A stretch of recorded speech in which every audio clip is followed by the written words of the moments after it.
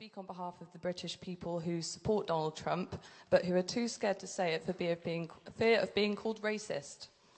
On Sky News, you stated earlier this year that he shouldn't be allowed to come to the UK while the travel ban was in place. My question is, do you think it's responsible for the Mayor of London to show such disrespect to the 45th President of the United States, as well as the millions of Americans who he represents, and the Londoners who you claim to represent? Right, okay. Well, I think the UK and the US have a really important and a very special relationship. I think that's as true now as it was 70 years ago, when Winston Churchill first talked about it.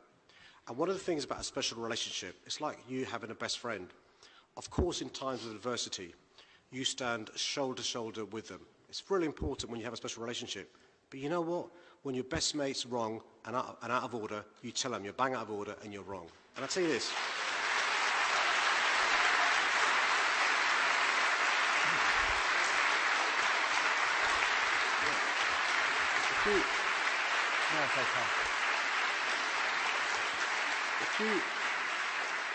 If you study the history of the United States of America, it is a great country. It is a country that was formed on the basis of immigration. Just think about the Statue of Liberty in Staten Island. Think about the history of that fantastic country. It's been a beacon for tolerance, for civil liberties, for human rights for decades. Now, if it's the case that President Trump is ending a refugee program, if it is the case that he's having a travel ban on 7 countries, which the only thing they've got in common is they're Muslim countries. I'll make a simple point. Of course you're still welcome to come here, but not on a state visit with the red carpet being rolled out. And that's my view. But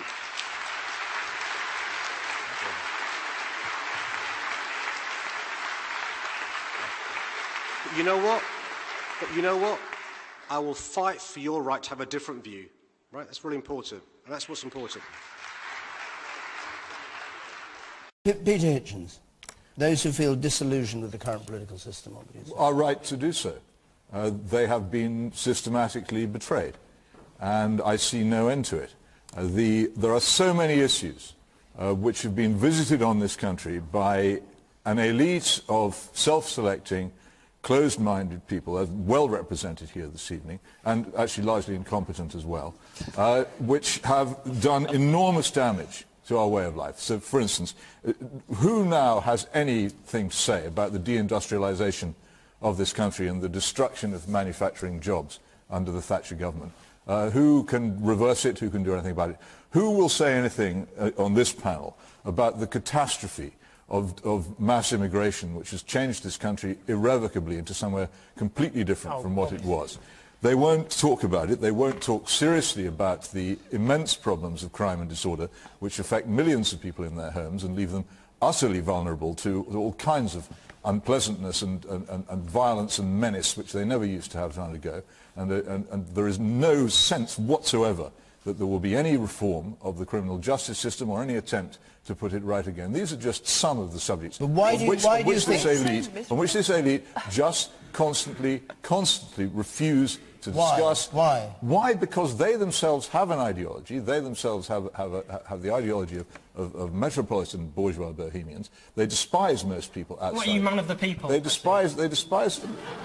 Well, I mean, you're the only person on this panel who I'm no more a man of the people than you are. I don't claim to be, but you're making a picture on me. I'm simply saying these are the things which they will not do anything about, which they will not do, because they themselves benefit. They themselves benefit from many of the things which do immense damage. They've benefited from globalization. They've benefited from mass immigration. We'll talk about mass immigration. Let's talk about immigrants coming over here, propping up our NHS, treating us when we're ill. They're not affected. Their children don't go to bog standard comprehensives. They're not affected. They're not affected by crime. Yes, I do know how I'm talking about, because I know what they do all the time. They will not discuss these things. They will not do anything about them. They ignore what you say, and you think that at general election time you can do something about it. No, the people who stand before you at general election time for the political parties are people who've been pre-selected. You have no control. If I stood for Parliament, or if he stood for Parliament, from our positions, which are quite popular, the fact is the party machines would erase us. The immense amounts of money they're capable of spending, the enormous access they have to the broadcasting organisations, which we don't have most of the time, would make it impossible. Make it impossible. You've got more access than I have, would make it impossible. On the contrary, would make it impossible for anyone but outside Peter, sorry. the question was, what would you say to people who feel like you clearly do what about I've just the kind said. of political association? I just said it. Well, no, wait a moment. What would you say to them about how to change things? Are you going to stand as an MP? I'm sorry. Are you going to stand as an MP? No, because for the reasons I've just explained, I wouldn't have the faintest chance. No, my advice to anybody young enough to do so is to emigrate before it's too late. Oh, for goodness sake. I mean, The paper that hates Britain, you heard it here. This is a ridiculous council of despair. I think our country's best days are ahead of us, not behind us. And I think Peter Hitchens needs to get with the programme. I got involved in politics, actually, through my mum, who was a member of the CND and used to take me on CND marches. Oh, wow. And I thought this is interesting, exciting. It was the 1980s. There was a big debate about ideas. And I think that, you know, if you want to be involved in politics, you can be involved in politics. And I want more people to be involved in politics. I think we should make Parliament more open, more easier to access, more friendly to people from different backgrounds. I think it is becoming quite an elite of a particular type of professional. I think that's a problem. I think we need to think about the way it operates, the terms and conditions, all those kind of things.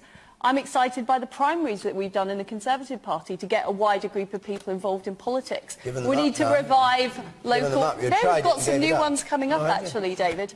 Maybe Question Time might be involved. But what we need to do is we need to open up politics. We need to make local government count through localism so that people are involved. But this idea that everything is always awful, that's one of the reasons why people turn off politics, because they just hear this constant moaning. The Daily Mail might call you the man who hates Britain. After what you said. Exactly. Anybody, the Ed Miliband of our day. Feel free to call me. I mean, it's not the Ed, the Rafe Miliband. It's not Britain I hate, Britain I love, every field and hedgerow. It's the people who run it. Or the people who live here. And who are wrecking it. And so, like anybody who cares about his country, I'm distressed by it. I see no hope from these interchangeable people. She was a Liberal Democrat. For all I know, she still is. Let's hear from I mean, just before I answer the question, we've just got to get away from this nonsense that is peddled by Peter and people like him, that immigration is some kind of curse in this country. It is a blessing. It has made... Sorry to pick up once again on the fact that, again, Mr. Glass has said that you, ladies and gentlemen in the room, are propping up or pro-dictator regimes, that you in this room are doing deals with Saudi Arabia. Ladies and gentlemen, the West may have made and has made grotesque errors in propping up dictators in the Middle East. But we also manage not to prop them up. We've also, if you like, we have the antidote to poisons within us. Can that be said of other societies to the same extent? And please note Mr. Dalrymple's use of the word we. It was we when it was people carrying out massacres in the West, in the past, your forebears. It was only we when it's us doing bad things. When is it we expressed by Mr. Dalrymple of pride of what the West has done? That he cannot bring himself to do, and I hope you note it, ladies and gentlemen. This is masochism, and it's being offered to you by a sadist. Right. I make no apology for reminding the audience in this room about Western history. I'm a historian. And I think, you know, if we forget what we've done, so much of Western colonialism simply isn't taught in our classrooms. The history of the extinction of all these hundreds of different tribes and peoples who we have driven to extinction, we don't know about this. I particularly make no apology for mentioning the Holocaust. The Nazis were certainly not afraid of asserting the superiority of Western values. Oh, good. No, it's a very serious point. With that, it's a very serious point, and they contrasted their Western and their rooted German values as they saw it No, it is an absolutely serious and essential point. Sorry, please ask everybody else to stay seated so you get more talking time that way. Unless you actually want to. I'm happy sitting. Very good. Okay. Mr. Dalrymple did, however, just make an allusion there. He talked about the West's virtues. He talked about it being rich and productive. He did not focus, for instance, or even mention the fact that it is also free. I think this matters, ladies and gentlemen. He was counting the amount of money you make, not the virtues of your life or the values of your systems or the rights that you enjoy. I'm quite loath in a way to mention Iraq, but somebody just did. This is usually the moment to which I start to lose the debate. But I would, since most of you voted anyway, it doesn't matter. Iraq would indeed be a much better place if the parties of God were not killing our secular friends and allies there.